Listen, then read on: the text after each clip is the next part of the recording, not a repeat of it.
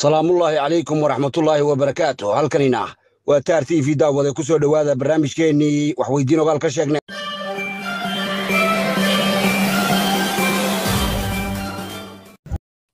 qodobada war iyo wacalan idinka hayna carreede waxaa ugu dooro wareematada oo lagu sanduleeyey xabad joojin qasab ah puntland oo ku dhawaaqday howlgallo laxoos ah iiraan oo u dabaaldegaysa guulaha ay ka soo hoysay dooxatada ah qorshe lagu aqoonsanayo somalilan oo ka socda ingiriiska iyo maraykanka cabdiraxmaan ciro oo xadhigga ka jaray dibudhis lagu sameeyey saldhigga dhexe hargeysa bilaadamiir oo dhabarka ka jebiyey jaalkiisa iiraan xogta weerar uu maraykanku ka fuliyey gudaha soomaaliya deni iyo axmed madoobe oo gaadhay heshiis halisku xasan sheekh maxamuud iyo weliba jirrabaadda imtixaanka somalilan ee fasalka sideedada oo soo idlaatay wararkaasi iyo wararka dheeraada ayaan idahayna ay ku soo dhowaada barnaamijkeena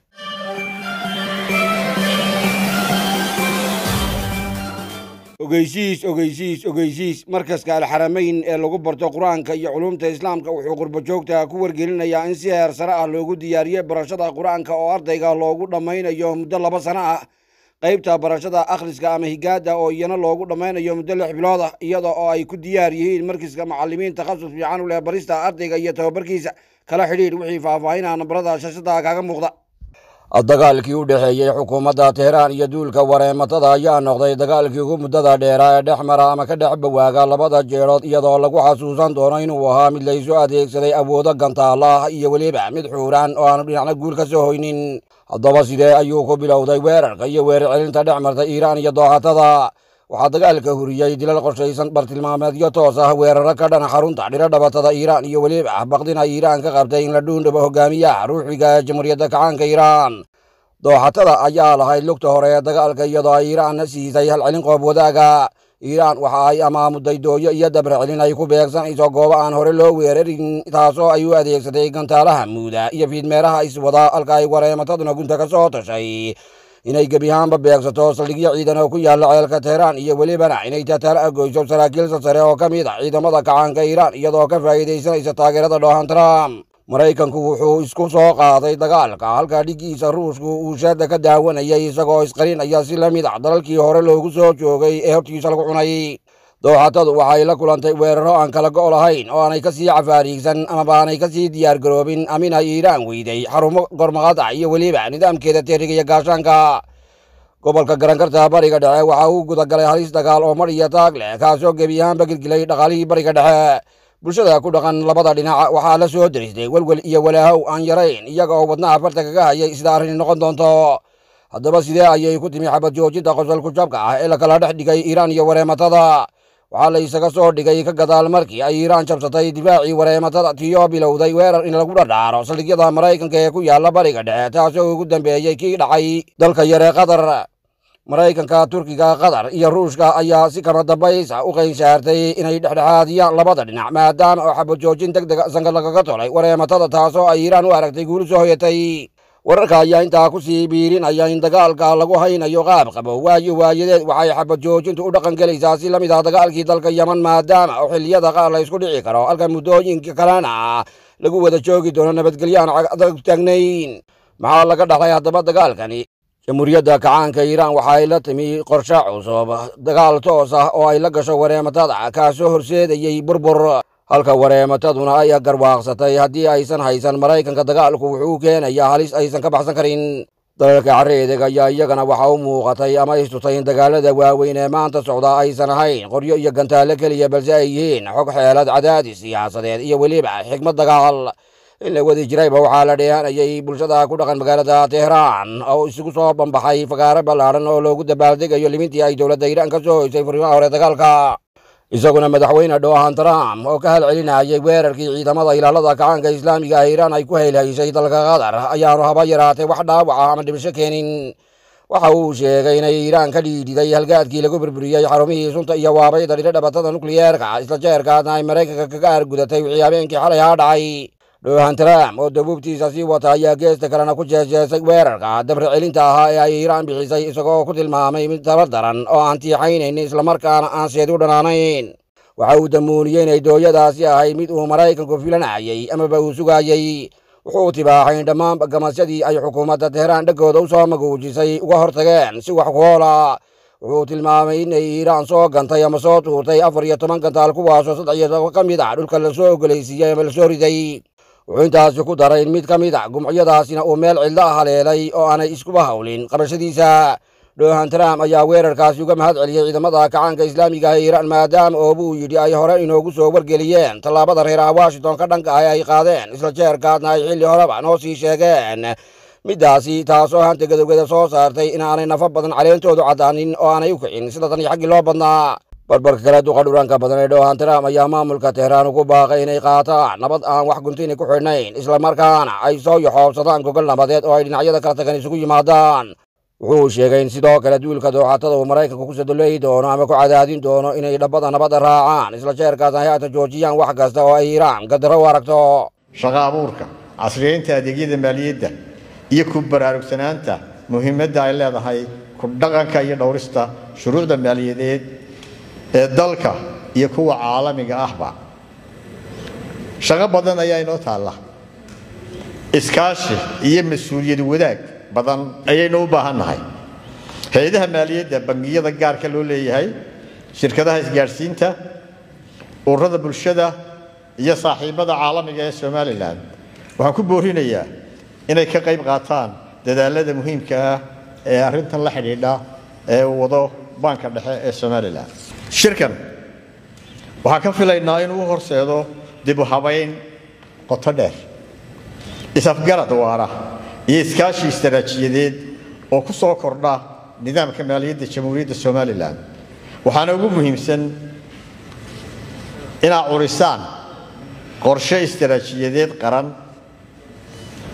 la dagaalanka maydhaanka lacagaha iyo la dagaalanka maalgelinta argagixisada. ugu dambayn waxaan mar kale ku celinayaa in la dagaalanka maydhaanka lacagaha iyo maalgelinta argagixisadu aanay ahayn shaqo gudashadeeda laga filayo hay'ad kaliya,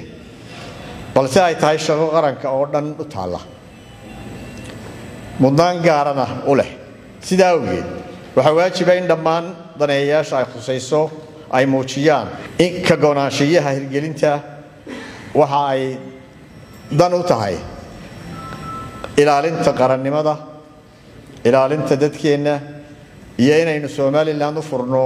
fursadaha fagaarayaasha caalamiga ah ee ka jira. Somaliland dunidu hadda way danaynaysaa. aynu isku kalsoonaan iyo horsocod iyo hal adayg ku wada shaqayno ilaashano danaha inaga dhexeeya si aynu dalkeenna Somaliland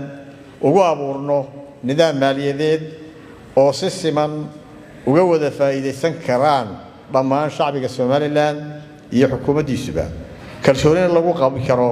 oo dunidu ku kalsoonaan karto. walaalkaad nagala socotaan waa tartiib iyo dharaata khamiista oo ku beegan maalinta madaxbannaanida Jamhuuriyadda Somaliland ee 26 kalgeesii Juun. golaha xildhibaanada dalka Faransiiska ee Britain isla markaana ay ugu bowdheer yihiin jaalayaasha Somaliland ayaa warbixin muhiim ah oo ay ugu magac dareen waa milaygii la aqoonsan lahaa Somaliland ka horjeedin doona baarlamaanka Britain. warbixintan ayaa si rasmi ah loogu daafuraya 26 kalgeesii Juun, gaar ahaan gudaha dergada ay ku yooyootoban qolyaha baarlamaanka ugu malgaban duulka Faransiiska ee Britain, taasoo ku beegan 65 guuradii ka soo wareegtay madaxbannaanida ay Jamhuuriyadda Somaliland ka qaadatay reer ceelka London. sidoo kale waxaa mudanayaasha doodan wadadabada ka turbaarinaya xildhibaan Gavin Williamson waxaana ku wehelinaya jaalayaasha Somaliland ee dalka Britain maadaama uu qorshuhu yahay dowladda Ingiriisku ha aqoonsato Jamhuuriyadda Somaliland taasoo aan warwareeg lahayn iyo weliba inaan laga labalabeynin. arrintan ayaa ku soo beegmay sicil ay mudanayaasha aqalka loo yaqaano sanadka Maraykanku soo bandhigeen sidoo loogu mucuurtaysan yahay inay laga maarmaan tahay Somaliland oo ku soo biirta dadyo wacreedeg in la wada jiray. madaxweynaha Somaliland Cabdiraxmaan Maxamed Cabdilaahi Cigaal ayaa isaguna maanta ku dhawaaqay inuu soo dhow yahay aqoonsiga Somaliland loona baahan yahay in lagu faraadaygo nabadgelyada lagu naaloonayo. maanta waxaan rabnaa insha Allah taala warbixin inaan ka bixino masjid jaamici Aynaba muddada sida caadada inoo ahayd aynu marba ka wareysan jirnay halka uu marayo. hore saynu la soconay sanadkii hore Ilaahay subhanahu wa ta'ala wuxuu inagu guuleeyay qaybtii hoose oo inoo dhameystirantay oo si wanaagsan loogu cibaadeysto dhinac walba haday aqoon waxbarashadii tahay iyo haday cibaadadii tahay salaadihii iyo haday quraan akhriskii tahay ma sha Allah qofkii arkay wuu arkay inta kalena way daawatay. Ilaahay baan ugu mahad celinaynaa inuu guuleeyay qaybta hore. walaalayaal saa ogeydeen waxaan soo dhagax dhignay qaybtii labaad muddo hadda dhowr bilood laga joogo. dhagax dhig ayaynu indhaweydba ka hadli jirnay, dhagax dhigaas oo inoo hirgalay. waxaynu maanta ku xijinaynaa dhagax dhigii kadib fayskii hore qaybta sare fayskeedii hore oo maaragtay qaybteedii koobaad ah oo lagu qiimeeyay qiimo ahaan lacag gaadhaysa $150,000 waa qaybta ay ku jirto macan shubka sare wax walba ay ku jiraan oo qiimaha lagu qiimeeyay ayaan rabnaa inaan ka warbixino iyo wixii aan u hayno walaalayaal lacagta 150ka فالله الحمد $40,000 وهينا gacanta ayaan ku haynaa Ilaahay subhanahu wa ta'ala intii la baxday miisaanka xasanaadka ha u saaro waxa kale oo aan haynaa 960 xabo oo sibira sida aan warbixinta hore u soo sheegnay 3,200 xabo oo sibira ayaa galaya masjidka marka 900 iyo dheeraadka waynu haysanaa fillahi alxamdu walaalayaal qofkii kaga qayb qaadanaya sibir qofkii kaga qayb qaadanaya materialka kale ee galaya waa u furan tahay ilaahayna waxaan ka baryayaa jalla jalaaluhu sidoo tii hore inagu guuleeyay oo tan inagu guuleeyo marka waxaan uga baxayaa walaalkay Sheekh Maxamed Kaariye oo runtii laf dhabartii masjidkan raggii hore uga soo shaqeeyay isaga iyo culimo badan oo hore Ilaahay subhanahu wa ta'ala miisaanka xasanaadka ha u saaro maantana ka qayb qaadanaya walaalaha islaamka meel kasta ay kala joogan u weydiinaya qaybta labaad insha Allah ta'ala ee qorshaha noogu jirta inaanu bilaabi doono gaarsiin doona فليتفضل شيخنا وصلى الله على سيدنا محمد وبالله توفيق. بسم الله الرحمن الرحيم الحمد لله رب العالمين والصلاة والسلام على نبينا محمد وعلى آله وصحبه وسلم. ولاليال waxa aynu halkan u fadhinaa aynu ka maqalnay walaalkeen Maxamed Macalin Xirsi oo warbixin inaga siiyay masaajidka masjid jaamica magaalada Caynabo oo nagala qayb gasheen dhismihiisii tabaqa hoose oo dhamaaday sanadkii hore la furay lagu tukaday ma sha Allah de khayr badan baa in ka socda masaajidkaasi ama cilmi iyo aqoon iyo salaad ha noqotee iyo quraan lagu baranayo waxaynu halkan u fadhinaa maanta